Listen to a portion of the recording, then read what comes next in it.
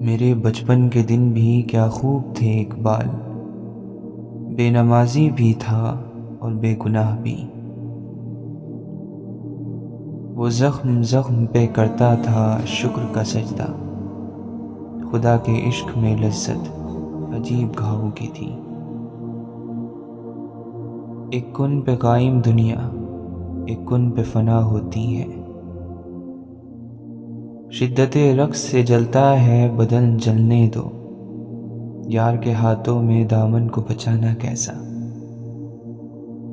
ایسا وجدان کہ ہر چیز میں تو ہی تو ہے، ایسا فقدان کے نزدیک رگے جاں بھی نہیں۔ عشق اول کو دوجا نہ کر، ذات اپنی کو تو پوجا نہ کر، محبت بندوں کو دے، عشق پہ حق بس اللہ کا ہے۔ محبتوں کو محبت سے نبھانا چاہیے، غصے سے رشتے بچتے نہیں، بلکہ رہے سہے بھی بکھر جاتے ہیں، رشتے سنوارے بگاڑے نہیں۔ کھانا پینا سونا سانس لینا اور کام کرنا ہی زندگی نہیں، دوسروں کے دلوں میں زندہ رہنا اصل زندگی ہے۔ گزرتے وقت کے بہتے دھارے میں ہم بھی چپ چاپ یوں بہہ جائیں گے، نہیں ہوگا گماں ایک آہٹ کا بھی، ڈھونڈنے والے ڈھونڈتے رہ جائیں گے۔ مشکل اور آسانی ساتھ ساتھ چلتی ہے، خوشی اور غم آگے پیچھے رہتا ہے، زندگی کو مضبوطی سے جینا ہوتا ہے، اور ہمت رب کی محبت اور اس کے کلام سے جڑنا دیتا ہے۔ دکھ بڑی ذاتی چیز ہوتی ہے جو سب سے نہیں بانٹی جاتی اور نہ ہی بانٹنی چاہیے، یہ بس ہمارے ہی ہوتے ہیں اور ہمارے ہی رہتے ہیں۔ جانتے ہیں اندھیرے ہمارے راستوں میں کیوں آتے ہیں؟ کیونکہ ہم اللہ کا راستہ چھوڑ دیتے ہیں اور خود کو غلط بھی نہیں سمجھتے۔ اللہ تعالیٰ قرآن مجید میں فرماتا ہے، سن لو اللہ کی یاد ہی سے دل اطمینان پاتے ہیں۔ اے میرے رب، ہمیں اپنی محبت میں ایسا مکمل کر دے کہ ہمیں تیری رضا کے علاوہ کوئی چاہت نہ رہے۔ اندر کی بے پناہ خواہشات نے زندگی کو الجھن کا شکار بنانے میں بہت اہم کردار ادا کیا ہے۔ ہدایت بندوق کی گولی نہیں ہوتی جس سے دوسروں کا نشانہ بنایا جائے، یہ روشنی ہوتی ہے جو دل سے پھوٹتی ہے اور سب سے پہلے ہمارے اپنے وجود کو منور کرتی ہے۔ خود کو بدگمانی سے بچائیں، یہ محبتیں چاٹ جاتی ہیں، رشتے ہڑپ کر جاتی ہیں۔ ایک دوسرے کو صفائی کا موقع ضرور دیا کریں۔ اگر انسان کو یہ بات سمجھ آ جائے کہ زندگی سفر ہے، منزل نہیں، تو اس کی زندگی کی ساری الجھنیں ختم ہو جائیں۔ دنیا کی حقیقت تو یہ ہے کہ بندہ محنت سے کماتا، محنت و مشقت سے جوڑتا اور حسرت سے چھوڑ جاتا ہے۔ کچھ چہروں پہ صدیاں لکھی ہوتی ہیں، کچھ آنکھوں میں گزرے ہوئے زمانے ہوتے ہیں۔ دنیا بھی عجب سرائے فانی دیکھی، ہر چیز یہاں کی آنی جانی دیکھی، جو آ کے نہ جائے وہ بڑھاپا دیکھا، جو جا کر نہ آئے وہ جوانی دیکھی۔ ہم لفظوں میں ملتے ہیں، لفظوں میں ہی بچھڑتے ہیں، لفظوں میں ہی کھوتے ہیں، لفظوں میں ہی پاتے ہیں، اور یوں ہی ایک دن خاموش ہو جائیں گے ہمارے لفظ بھی اور ہم بھی۔ بہت شور تھا جب سماعت گئی، بہت بھیڑ تھی جب اکیلے ہوئے، جو نقش ہے ہستی کا دھوکا نظر آتا ہے، پردے پہ مصور ہی تنہا نظر آتا ہے۔ کتابوں میں کہیں پہ نہ تھا عشق کا پتہ، یہ راز جس پہ کھلا وہ راز ہو گیا، دربار مصطفیٰ وہ واحد دربار ہے جہاں عشق کو باادب ہونا پڑتا ہے صلی اللہ علیہ وسلم۔ شمس عشق یار طلوع ہوا ہے جب سے، دنیا میری نگاہ میں غروب ہو گئی۔ کبھی دیکھا ہے تو نے عشق میں وجدان کا عالم، بس تو ہی تو اور تو ہی تو کا عالم۔ علم و حکمت کا جنہیں شوق ہو آئے نہ ادھر، کوچہ عشق میں کچھ بھی نہیں حیرت کے سوا۔ اس کے دروازے پر دستک تو نہیں دی لیکن اپنی خاموشیاں دہلیز پر چھوڑ آیا ہوں۔ اتنا نہ اکڑ اپنے جذبات میں رہ، حد سے نہ گزر دائرہ ذات میں رہ۔ ایک قطرہ ناپاک نسب ہے تیرا، اوقات یہی ہے تیری اپنی اوقات میں رہ۔ بات سیدھی ہے مگر سمجھنے والوں کے لیے، جو تجھ کو بنا سکتا ہے وہ تجھ کو مٹا بھی سکتا ہے۔ ایک دن ہمارے اعمال ہی ہم سے ملنے آئیں گے، بس پھر حیران نہ ہونا۔ کامیابی وہ ہے کہ تمہارا دل سکون میں ہو، تمہارا ضمیر مطمئن ہو، اور تمہیں موت سامنے نظر آئے تو تمہیں ڈر محسوس نہ ہو۔ دنیا کی خوبصورت حقیقتیں آنکھوں سے نہیں بلکہ دل سے محسوس کی جاتی ہیں۔ تکبر کے موسم میں سازگار ہوائیں نہیں چلا کرتی، جب سطح سے ہی ڈر جائیں گے تو گہرائی کا کیسے سوچو گے۔ دلدل صرف زمین پر ہی نہیں ہوتی بلکہ دلدل جیسی خصوصیت ذہن میں پیدا ہونے والے کئی خیالات میں بھی پائی جاتی ہے، جن میں پھنسنے کے بعد نکلنا مشکل ہو جاتا ہے۔ سچے نیک لوگوں کو کیسے تلاش کیا جا سکتا ہے؟ جس شخص کا دل سچ میں اللہ کا گھر بن جاتا ہے اس کو نیک لوگوں کو تلاش نہیں کرنا پڑتا، کیونکہ نیک لوگ تو خود ہی اللہ کے گھر کی طرف کھینچے چلے آتے ہیں۔ اللہ کا شکر کیسے ادا کریں؟ اس شخص کی طرح جس کی ساری دعائیں قبول ہو جائیں، پھر خوشی کی انتہا میں اس کو سمجھ بھی نہ آ رہا ہو کہ اللہ کا شکر کیسے ادا کروں، اور وہ اللہ کا شکر بھی ادا کر رہا ہو۔ دعا کے بارے میں پوچھا، جواب ملا، دعا کشتی پر سوار اس شخص کی طرح مانگو کہ جس کی کشتی بپھرے سمندر کی تیز اور اونچی لہروں میں پھنس گئی ہو اور اس کو بس اللہ ہی یاد آ رہا ہو۔ وہ کہتے ہیں کہ وہ اللہ سے محبت کرتے ہیں، پھر بھول جاتے ہیں کہ ارے جس شخص کو محبوب کا پتہ چل جائے تو وہ تو بہانے ڈھونڈتا ہے محبوب کے در پر جانے کے، اس کے ساتھ وقت گزارنے کے۔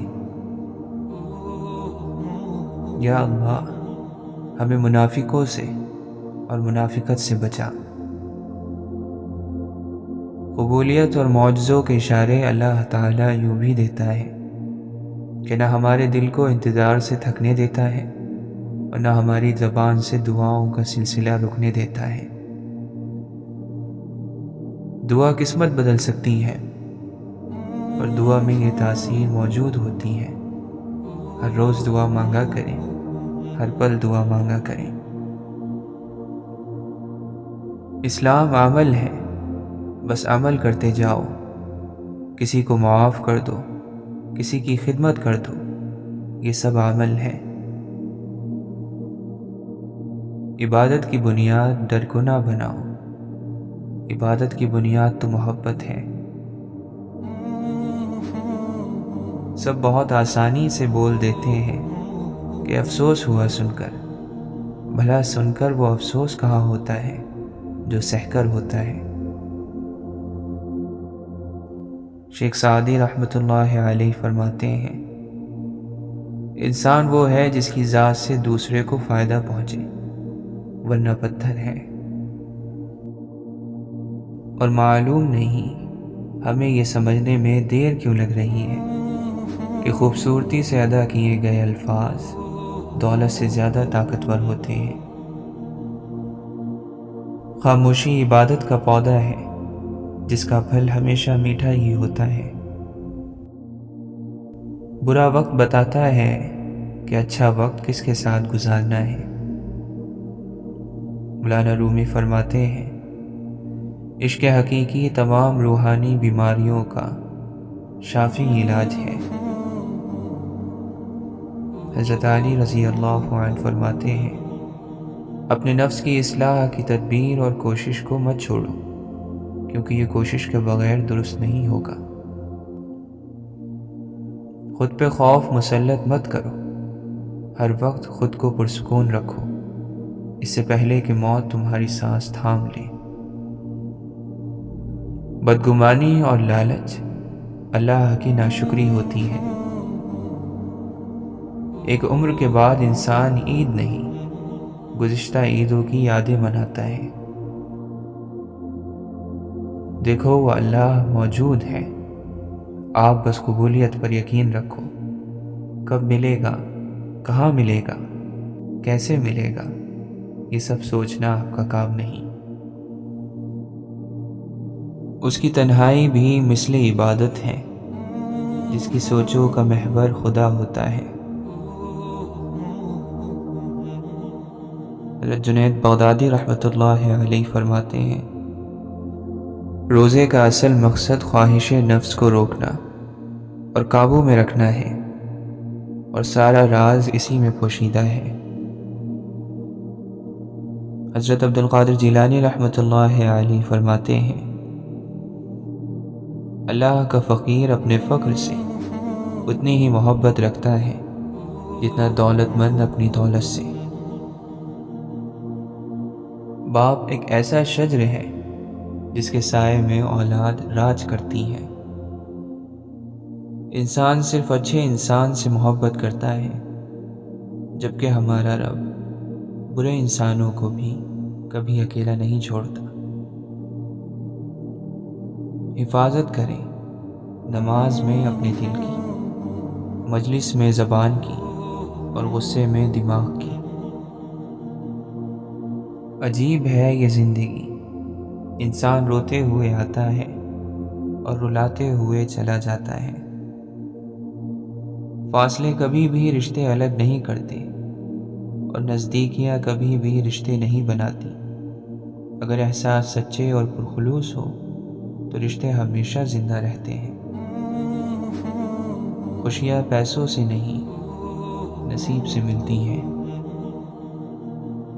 یہ زندگی وقت کی قید میں ہے۔ حقیقت یہ ہے کہ بچہ جب اس دنیا میں آتا ہے تو اس دنیا میں آنے کے بعد ماں کا احساس پاتے ہی سکون محسوس کرتا ہے، اور اس سے بڑی حقیقت یہ ہے کہ انسان وجود میں آنے کے بعد اللہ تعالیٰ کا احساس پاتے ہی سکون محسوس کرتا ہے۔ کسی انسان کے دل ٹکڑے ٹکڑے ہو جائے افسوس کی بات نہیں، پر افسوس کی بات یہ ہے کہ اس کے دل کے ٹکڑوں میں کسی ٹکڑے پر بھی اللہ کا نام موجود نہ ہو۔ گناہ کر کے دوسروں کو فخر سے بتانے والا شخص کچھ اس بیمار شخص جیسا ہے جو اپنے منہ ہی پر تھوک کر دوسروں سے کہے مجھے دیکھو، یا اس سے بھی بدتر۔ اور بیوقوفی میں جس ہاتھ سے گناہ کر بیٹھے ہیں اس ہاتھ کی انگلیوں پر استغفار کی کثرت ضرور کریں، کہ کل قیامت والے دن جہاں وہ ہاتھ آپ کے خلاف گواہی دے وہی آپ کے حق میں بھی بولے۔